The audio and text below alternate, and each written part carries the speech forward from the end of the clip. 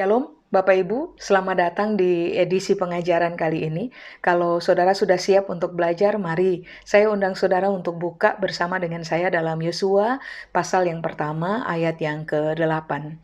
Yosua pasal yang pertama ayat yang ke-8. Alkitab bilang ini Pak Ibu, janganlah engkau lupa memperkatakan kitab Taurat ini, tetapi renungkanlah itu siang dan malam, supaya engkau bertindak hati-hati sesuai dengan segala yang tertulis di dalamnya. Sebab dengan demikian perjalananmu akan berhasil dan engkau akan beruntung. Nah, kalimat awal yang Alkitab berupaya untuk ajarkan kepada kita, ini Alkitab bilang, jangan lupa memperkatakan kitab Taurat. Kitab Taurat di situ kita bisa samakan dengan perkataan Tuhan yang datang dalam hidup kita melalui firman. Jadi Alkitab bilang jangan lupa memperkatakan kitab Taurat atau perkataan dari Tuhan yang datang kepada kita melalui firman. Begini Pak Ibu, kata lupa di situ Ibrani bilang mus atau berhenti. Sedangkan kata memperkatakan di situ kata Ibrani bilang p atau menyetujui, memperkatakan, memikirkan, dan berharap kepada.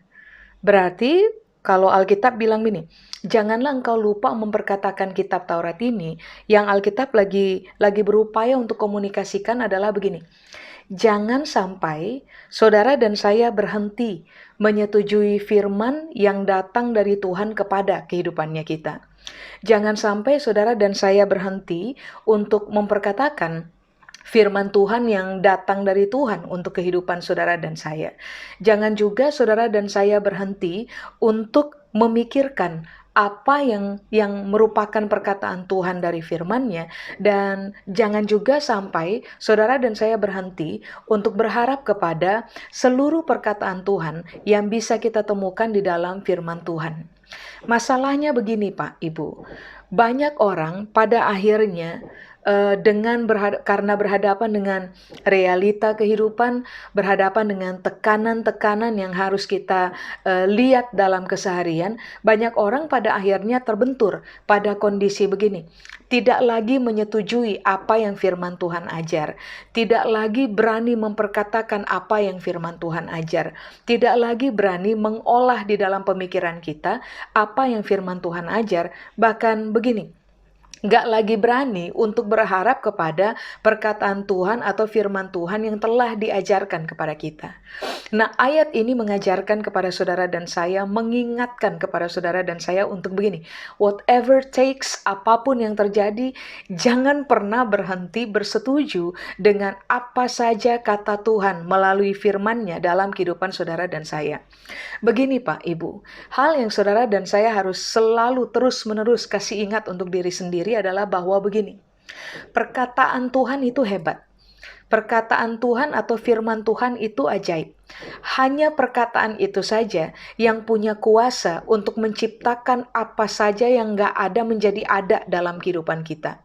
Contoh, saya harus mengingatkan saudara dan juga saya secara pribadi bahwa sejak dari kitab Kejadian, Alkitab berupaya menegaskan kepada kita bahwa the words of God itu so powerful. Perkataan firman Tuhan itu sangat berkuasa. Karena coba saudara bayangkan, waktu cakrawala nggak ada, Tuhan tinggal berfirman aja, jadilah cakrawala, maka cakrawala pun jadi. Waktu belum terjadi pemisahan antara gelap dan terang, Tuhan memutuskan berfirman sehingga terpisahlah antara gelap dan terang. Jadi itu terjadi. Apa yang gak ada bisa ada karena perkataan Tuhan. Apa yang gak mungkin terjadi bisa sangat mungkin terjadi karena kuasa dari perkataan Tuhan. Makanya mengapa ini yang Alkitab ajarkan kepada saudara dan saya, bahwa whatever takes, mari saya ulang, apapun yang terjadi dalam kehidupan saudara dan saya, apapun yang kita hadapi dalam realita hidup tiap-tiap hari, ini yang Alkitab bilang, jangan pernah berhenti untuk, saya ulang Pak Ibu, menyetujui firman Tuhan, memperkatakan firman Tuhan, mengolah firman Tuhan dalam pemikiran kita, atau Bahasa sederhananya adalah begini, memikirkan firman Tuhan. Dan yang terakhir ini yang Alkitab bilang, jangan pernah berhenti menyetujui untuk berharap kepada Tuhan. Sebab perkataan Tuhan itu teruji, Pak, Ibu. Alkitab mengajarkan kepada kita bahwa begini, sekali Tuhan berjanji, tidak mungkin Tuhan lupa. Selalu akan tiba waktu yang tepat sesuai dengan rancangan waktu Tuhan untuk pada akhirnya Tuhan mewujudkan apa saja yang pernah Dia firmankan kepada saudara dan saya. Makanya kasih tahu untuk diri sendiri, jangan pernah lupa, jangan pernah berhenti untuk ulang menyetujui perkataan firman Tuhan, untuk memperkatakan perkataan firman Tuhan, untuk mengolah perkataan firman Tuhan dalam pikiran kita atau memikirkan firman Tuhan. Dan yang terakhir ini yang Alkitab bilang, jangan pernah berhenti untuk berharap kepada perkataan Tuhan melalui firman-Nya.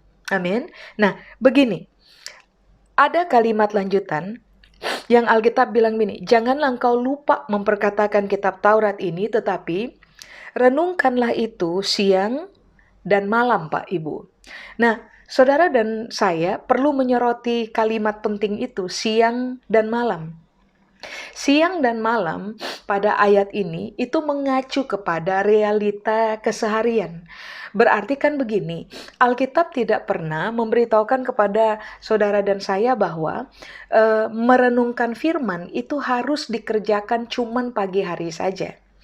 Actually, ini yang Alkitab berupaya kasih tahu kepada kita bahwa perkataan firman Tuhan itu harus direnungkan dalam keseharian. Saudara bisa melakukannya waktu saudara mulai bangun pagi. Saudara bisa melakukannya waktu dalam perjalanan saudara menuju ke tempat saudara bekerja. Saudara bisa melakukannya waktu saudara sedang mandi misalnya. Saudara bisa sambil melakukannya waktu saudara sedang memasak atau cuci baju atau mengerjakan tugas apapun yang sedang saudara hadapi dalam keseharian. Saudara bahkan bisa merenungkan firman Tuhan waktu saudara dan saya sedang berbaring di atas tempat tidur. Jadi ingat ini baik, merenungkan firman Tuhan harus dikerjakan siang dan malam, mewakili keseharian. Selama hari ini disebut hari ini, maka saudara dan saya harus mengambil pilihan untuk menjadikan merenungkan firman Tuhan sebagai gaya hidup dalam keseharian kita. Amin. Nah, mari kita lihat dulu apa yang Alkitab maksudkan dengan kata itu tuh, renungkanlah. Sebab ingat, ini yang Alkitab bilang, jangan lupa memperkatakan kitab Taurat. Lalu kalimat berikutnya bilang begini, renungkanlah itu firman Tuhan itu siang dan malam. Kata renungkanlah di situ, Pak, Ibu, itu berasal dari kata Ibrani haga. Merenungkan itu sama dengan bisa menggunakan kata ini dalam bahasa Indonesia, bergumam atau berbicara kepada diri sendiri. Saudara ndak bisa membicarakannya dengan out loud, dengan suara yang keras, tapi saudara bisa membicarakannya kepada diri sendiri dengan posisi bergumam. Nah, itu yang Alkitab bilang dengan kata renungkanlah. Nah, kata yang berikutnya, kata renungkanlah atau haga, punya pengertian yang berikutnya adalah begini, mengimajinasikan dalam pertimbangan. Jadi, apapun yang Tuhan ajar dalam firman-Nya untuk saudara dan saya, nah, mari belajar untuk begini, Pak, Ibu. Imajinasikan dalam pertimbangan. Kayak contohnya tuh begini. Waktu saudara berhadapan dengan orang yang saudara tahu betul telah melakukan hal jahat untuk saudara dan saya. Entah itu tusuk kita dari belakang, entah itu membicarakan sesuatu tentang kita yang ternyata cuma asumsi saja dan tidak mewakili kebenaran tentang kita, dan seterusnya dan seterusnya. Waktu saudara berhadapan dengan orang-orang seperti itu, lalu kan begini, kita harus memutuskan bagaimana kita akan berespon terhadap orang tersebut.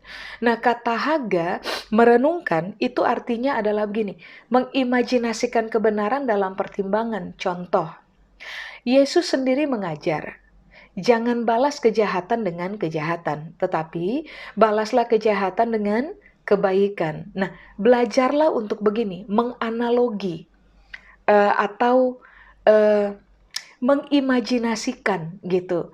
Kira-kira waktu Yesus berhadapan dengan orang jahat waktu itu, seperti yang Alkitab ajar, bagaimana Yesus mengekspresikan respon kepada orang-orang tersebut. Nah, mengimajinasikan apa yang Yesus kerjakan dalam pertimbangan kita, itu sudah berarti saudara dan saya sedang merenungkan firman Tuhan.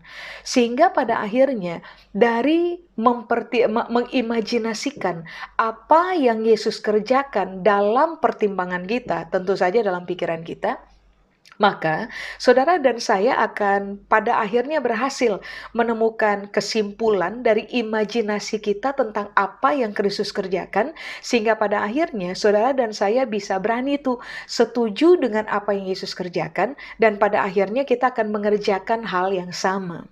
Waktu saudara dan saya melakukannya, tidak membalas kejahatan dengan kejahatan, tetapi membalas kejahatan dengan kebaikan, sebenarnya itu adalah tindakan yang telah lahir dari perenungan kita akan firman Tuhan yang diajarkan kepada kita. Saya berharap pada titik ini saudara bisa mengikuti saya. Nah, mari sekarang kita lihat apa arti dari kata renungkanlah atau haga pada pengertian yang ketiga. Haga atau merenungkan firman Tuhan, pengertian yang ketiga adalah begini Pak Ibu. Susun dan pelajari seluruh kebenaran firman Tuhan yang diajarkan kepada saudara dan saya. Nah, saran saya begini Pak Ibu, jangan cuman sekedar mendengar saja. Saya tahu betul bahwa ada orang-orang yang cerdas dalam bidang dalam kemampuan audio. Ada orang-orang yang cerdas. Jadi waktu mereka dengarkan apa saja, gampang sekali untuk mereka menangkap apa yang diajarkan.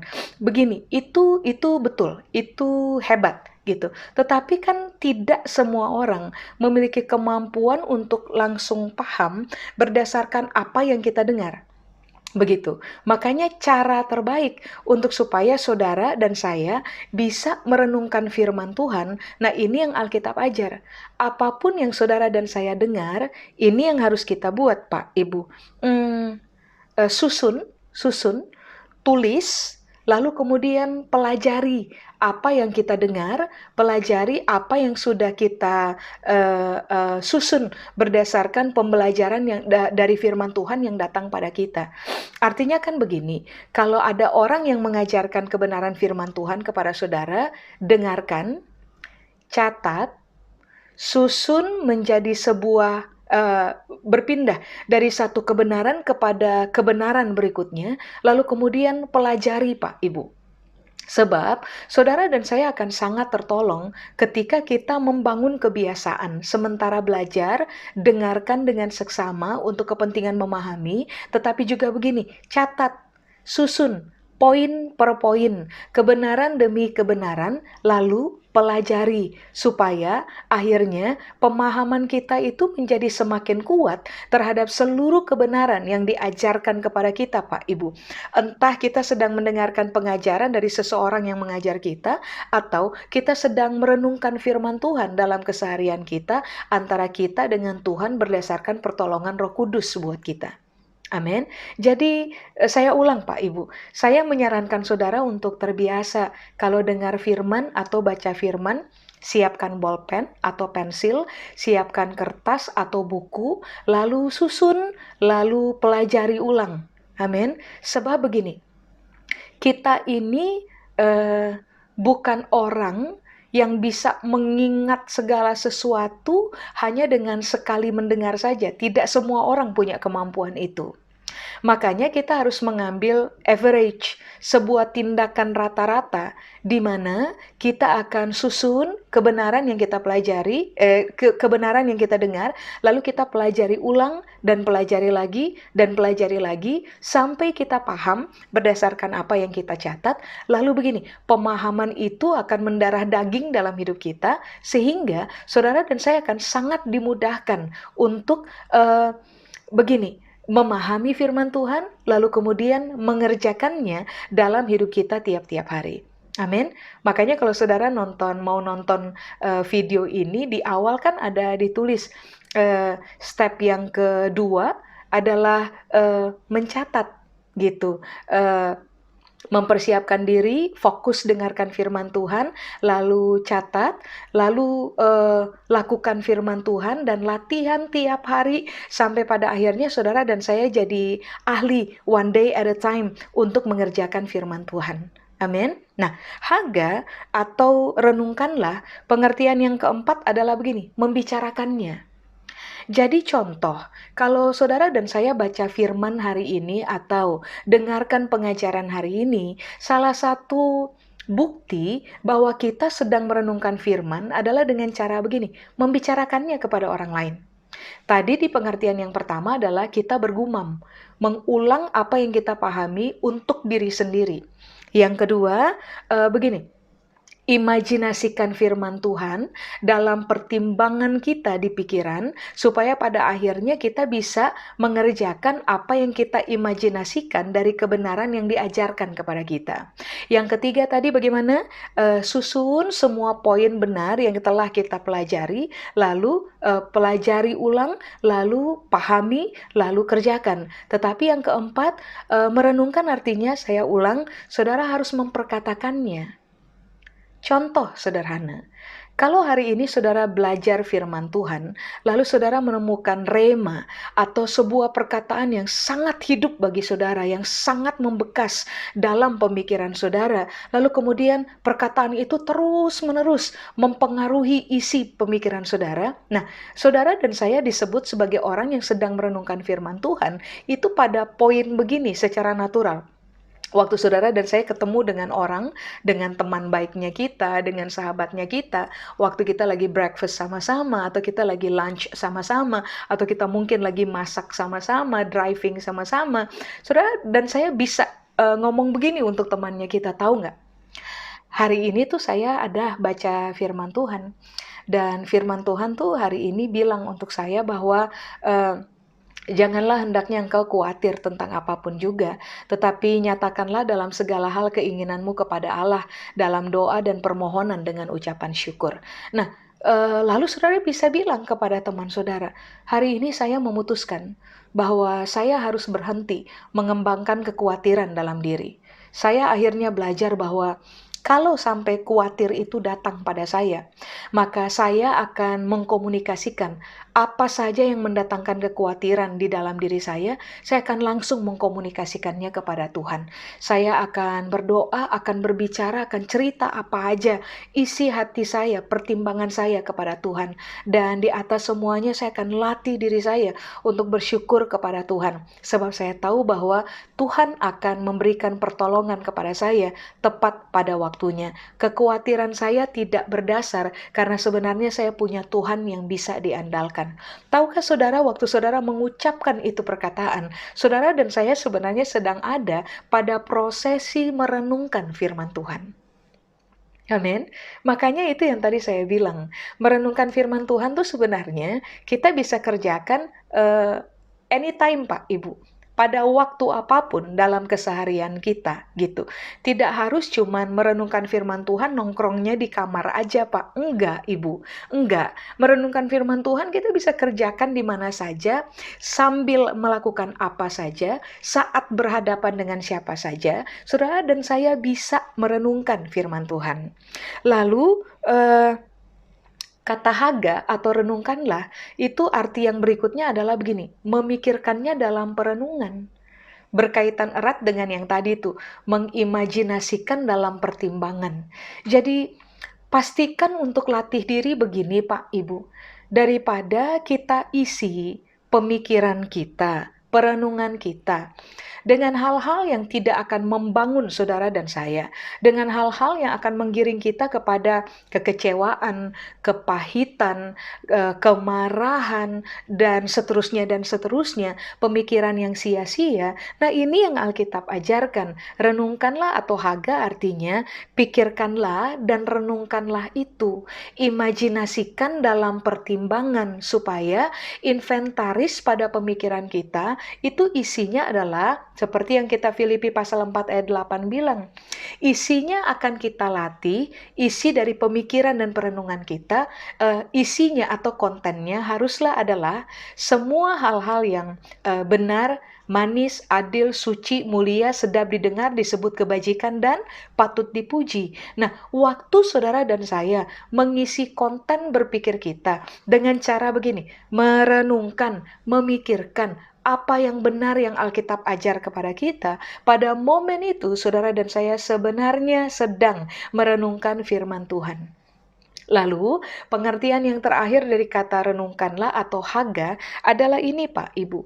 Menyanyikan atau membuat musik atau menyanyikan sambil bermain musik, apa yang kita temukan dari firman Tuhan sebagai kebenaran yang diajarkan kepada kita.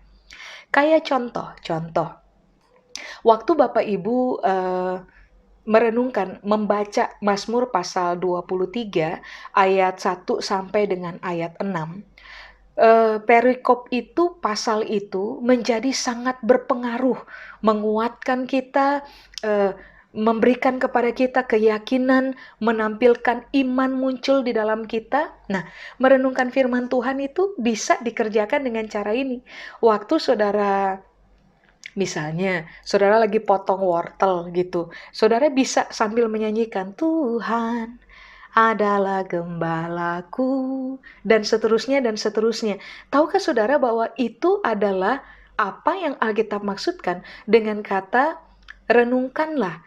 Atau kalau saudara enggak mau menyanyikan dengan nada seperti yang tadi saya bernyanyi sedikit, saudara bisa menciptakan nada yang baru seperti yang saudara suka aja.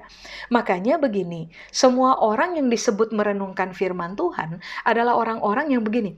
Karena firman itu nempel banget dalam perenungan kita, sehingga pada akhirnya kita mengulang apa yang kita pelajari dari firman, mengulangnya dengan bermusik atau bernyanyi, Bapak Ibu.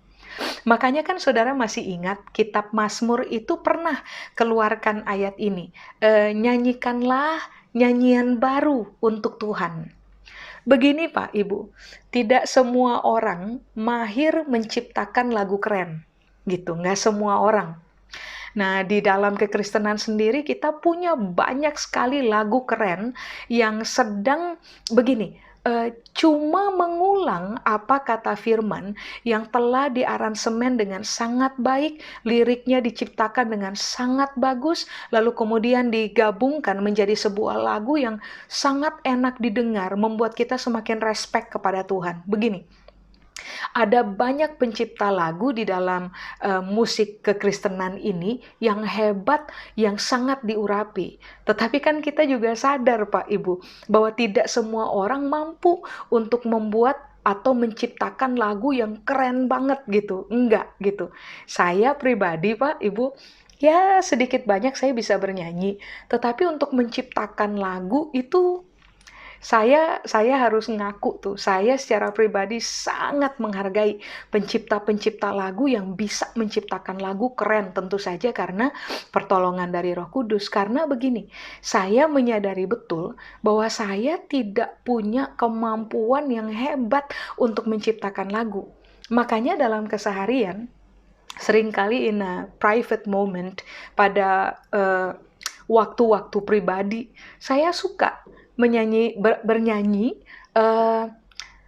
firman yang saya renungkan, tapi seringkali itu pakai nada sendiri gitu, dan dinyanyikan untuk diri sendiri. Nah, waktu Alkitab bilang, nyanyikanlah nyanyian baru kepada Tuhan, itu artinya adalah gini, kita menciptakan lagu kita sendiri, nada kita sendiri, lalu menyanyikannya kepada Tuhan. Dalam prosesi kita tuh lagi mengulang apa yang kita renungkan di dalam pemikiran kita, begitu. Jadi mainkan Pak Ibu, ciptakanlah lagu baru setiap hari, nyanyikan untuk Tuhan berdasarkan apa isi perenungan kita sepanjang hari itu. Tahukah saudara bahwa pada momen kita melakukannya, saudara dan saya sebenarnya sedang merenungkan firman Tuhan? Amin.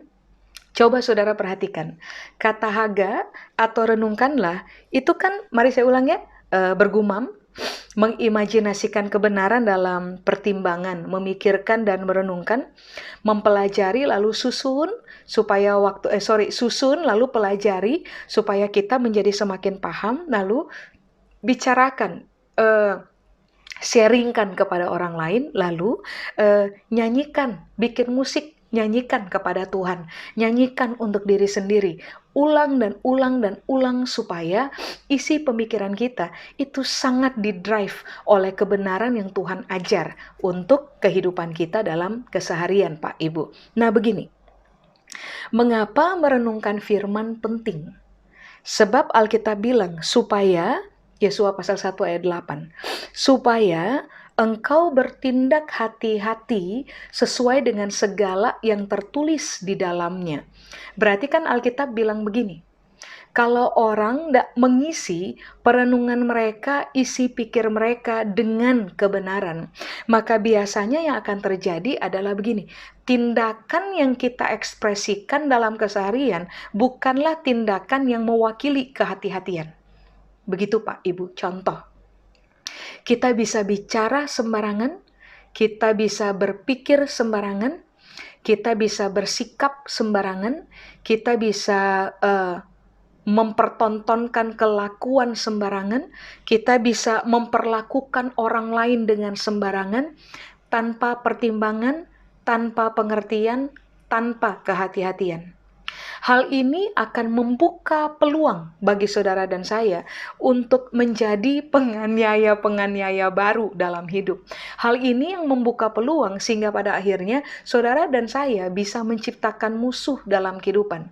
Hal inilah juga yang membuka peluang sehingga pada akhirnya saudara dan saya bisa menjadi orang-orang yang memicu rasa pahit di dalam diri orang lain untuk kita.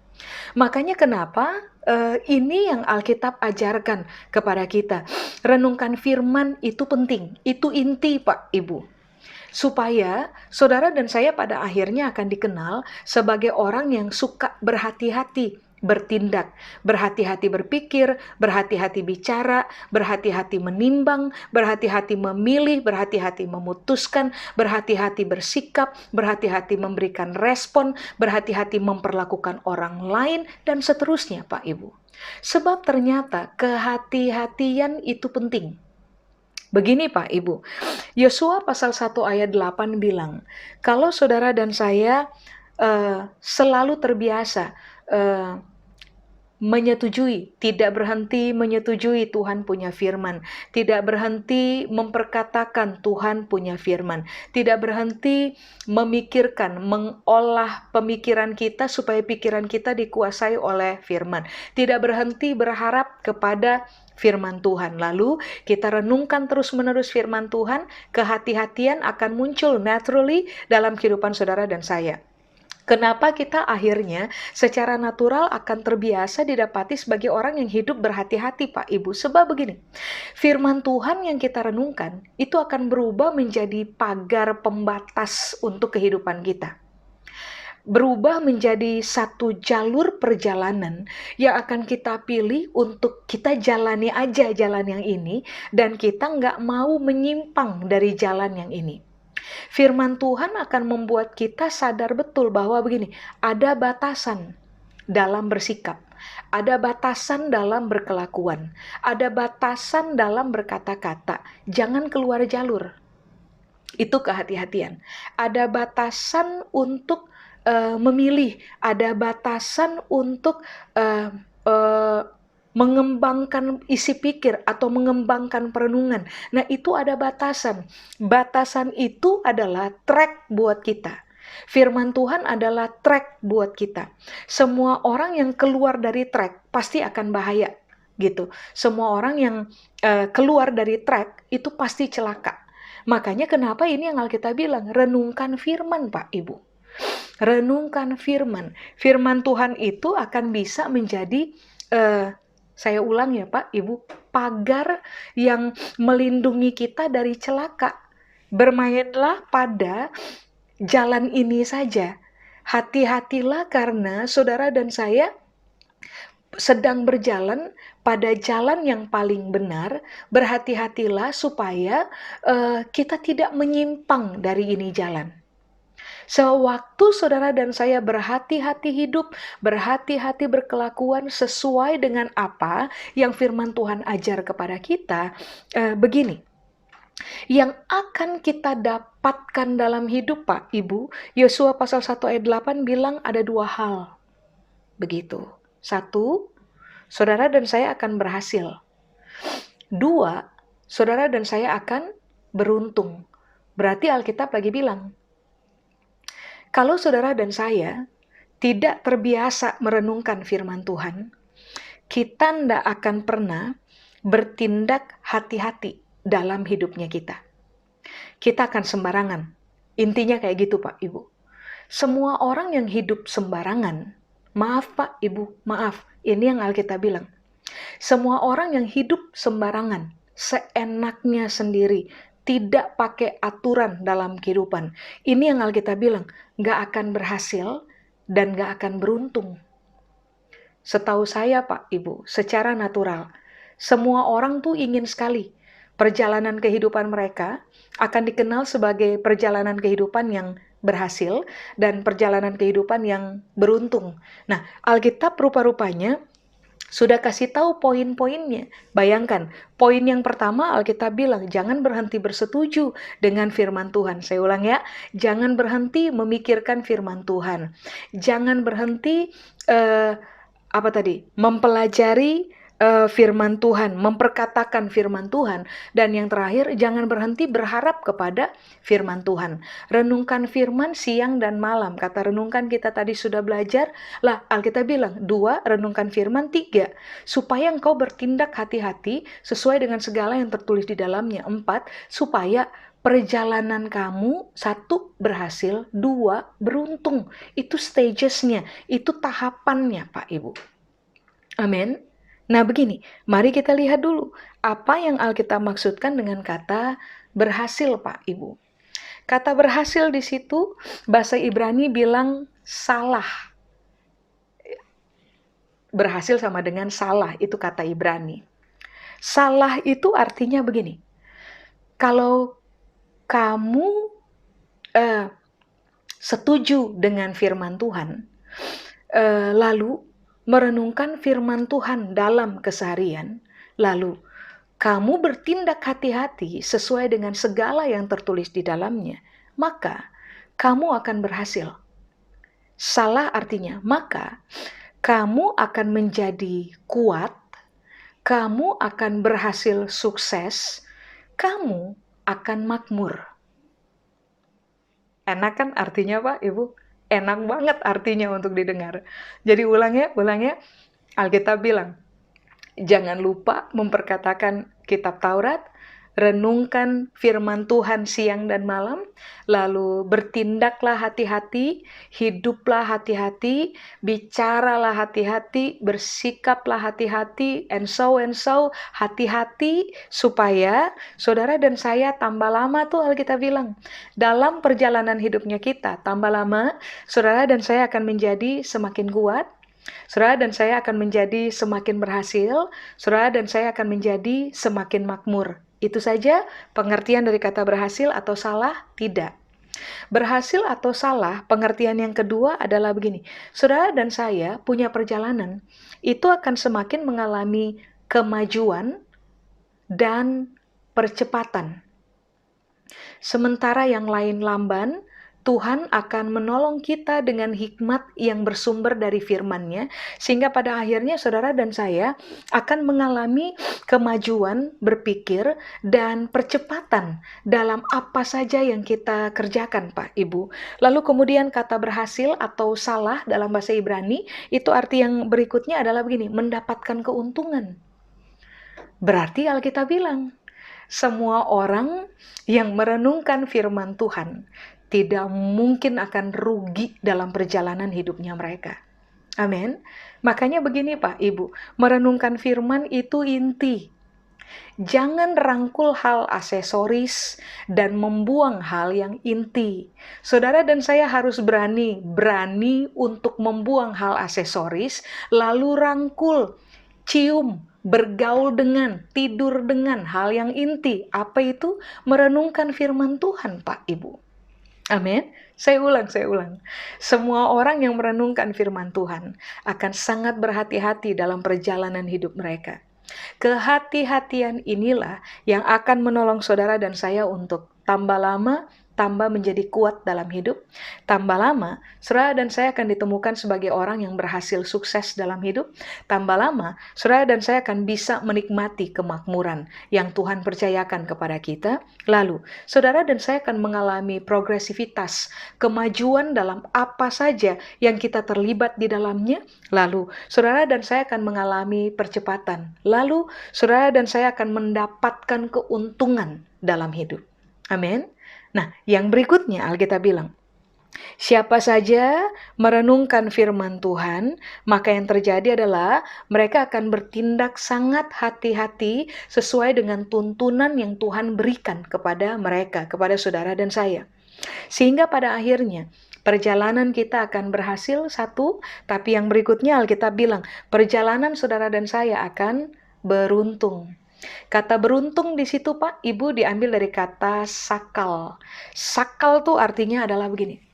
Semakin saudara dan saya renungkan firman, waktu kita menjadi semakin berhati-hati sesuai dengan jalur benar yang diajarkan kepada kita, hidup saudara dan saya akan beruntung, akan sakal. Artinya, hidup saudara dan saya akan semakin memiliki pengertian, pertimbangan, kebijaksanaan.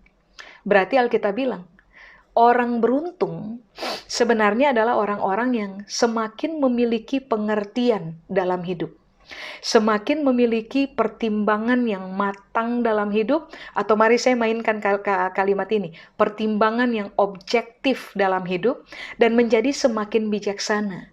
Tahukah saudara bahwa orang-orang yang berpengertian dengan cara berpikir objektif dan teruji dalam kebijaksanaan akan selalu bertemu dengan hal-hal hebat dalam kehidupan mereka? Makanya kenapa kata beruntung dalam bahasa Indonesia, kata sakal dalam bahasa Ibrani menekankan bahwa kalau saudara mau menikmati apa yang baik dalam kehidupan, saudara butuh pengertian dan itu bersumber dari firman Tuhan. Saudara dan saya butuh pertimbangan dan itu bersumber dari firman Tuhan. Saudara dan saya butuh kebijaksanaan dan itu bersumber dari firman Tuhan yang kita bisa peroleh dalam perenungan kita tiap-tiap hari, Pak Ibu. Kata beruntung atau sakal di situ artinya adalah begini, saudara dan saya akan menjadi semakin terampil dalam apa saja yang kita kerjakan dan menjadi makmur. Saudara masih ingat kan? Sekali waktu di Perjanjian Baru, Alkitab ajarkan kalimat ini, ayat ini kepada kita. Kerjakanlah segala sesuatu, bukan untuk manusia, tetapi kerjakanlah segala sesuatu, dedikasinya tuh untuk Tuhan. Kalau kita kerjakan sesuatu untuk manusia, orang bisa tuh Pak Ibu, orang siapa aja bisa tidak memberikan yang terbaik. Tetapi kalau dedikasi dari pekerjaan kita adalah untuk Tuhan, maka saudara dan saya akan begini, akan selalu mencari cara bagaimana kita bisa memberi yang terbaik dari apa yang kita kerjakan. Nah itu kan Alkitab ajar Pak Ibu. Artinya kan begini, semakin saudara dan saya terbiasa merenungkan kebenaran dan kebenaran itu sangat menguasai isi pikir kita, maka yang akan terjadi adalah saudara dan saya akan mengejar pengertian, mengejar pertimbangan, menjadi bijaksana, mengejar ilmu, menambah ilmu dalam hidup kita, sehingga kita akan menjadi semakin terampil dalam apa yang kita kerjakan, Pak Ibu. Amin. Makanya kenapa kita berhasil?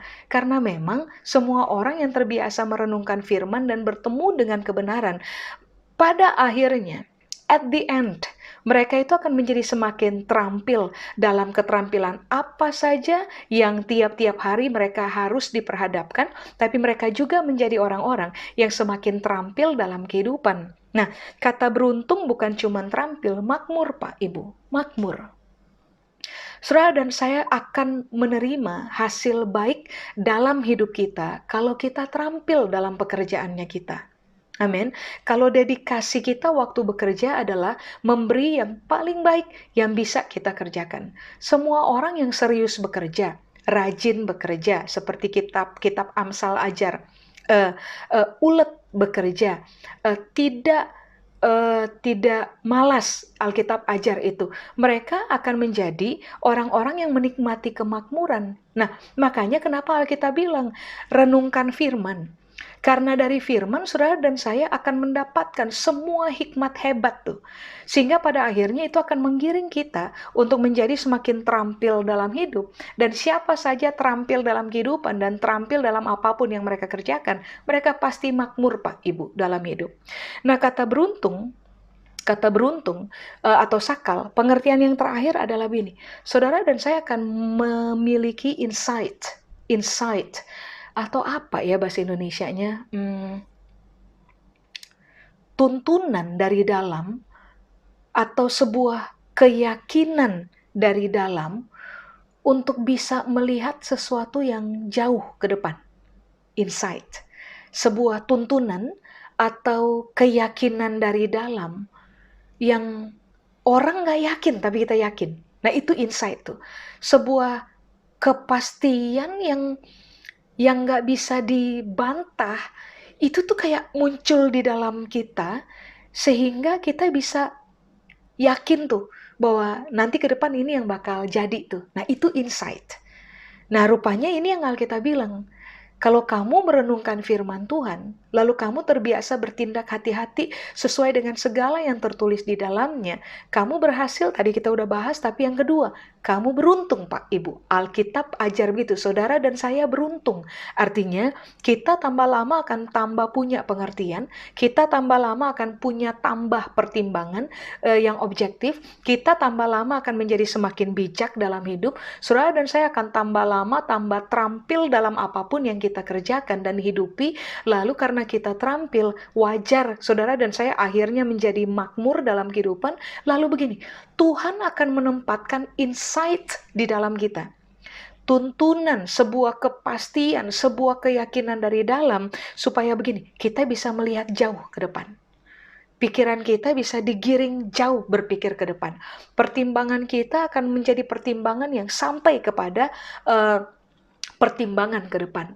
Nah, hal inilah yang membuat orang itu bisa menikmati hal-hal baik dalam kehidupan mereka, Pak, Ibu. Seperti contoh, kita Amsal bilang begini, orang-orang bijak itu kalau lihat ada bahaya di depan, mereka bersembunyi. Mereka menjaga diri mereka supaya jangan terjerat kepada bahaya. Tetapi orang bebal, waktu lihat bahaya, itu mereka jalan terus menghampiri itu bahaya. Itu yang mencelakakan. Makanya kenapa Alkitab bilang, orang harus renungkan firman, supaya orang bertindak hati-hati. Kalau orang bertindak hati-hati dalam hidup, Bapak Ibu, berita baiknya adalah begini, wajar. Kalau saudara dan saya berhasil, wajar. Kalau kita beruntung dalam kehidupan. Sebab itu adalah rancangan Tuhan untuk hidup saudara dan saya. Amin. Saya selesai, Pak, Ibu. Mari saya ajak saudara untuk kita berdoa bersama. Kami tahu firman Tuhan adalah ya dan amin. Apa saja yang Tuhan ajarkan, itu akan terjadi dalam hidup kami. Tolong kami supaya kami menjadi orang-orang yang tidak lupa memperkatakan perkataan Tuhan, Taurat Tuhan, firman Tuhan siang dan malam. Merenungkannya siang dan malam, supaya pada akhirnya kami bertindak hati-hati sesuai dengan segala yang tertulis di dalam firman Tuhan yang Tuhan ajar kepada kami.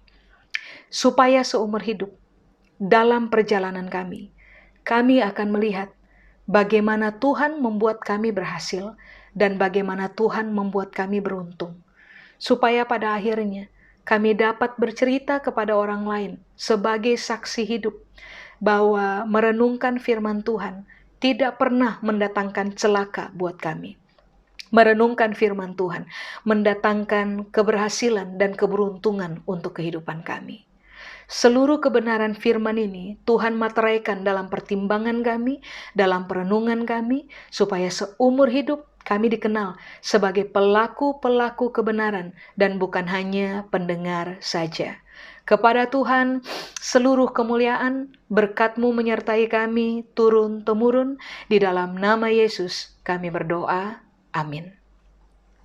Bapak Ibu, kalau saudara diberkati dengan pengajaran firman Tuhan ini, sekali lagi jangan lupa subscribe supaya saudara akan menerima notification orang pertama yang langsung mendapatkan pengajaran berikutnya. Dan jangan lupa bagi kepada semua orang supaya kita bersama-sama akan terlibat dalam proyek memuridkan kelompok suku bangsa yang lain. Banyak orang harus belajar firman, harus paham firman, lalu biarlah kita hidup sama-sama menghidupi firman Tuhan dan menjadi berhasil di dalamnya. Supaya pada akhirnya kualitas kehidupan kita menjadi semakin teruji dan kita menghasilkan buah-buah baik dalam kehidupan. Amin. Terima kasih, Tuhan Yesus memberkati.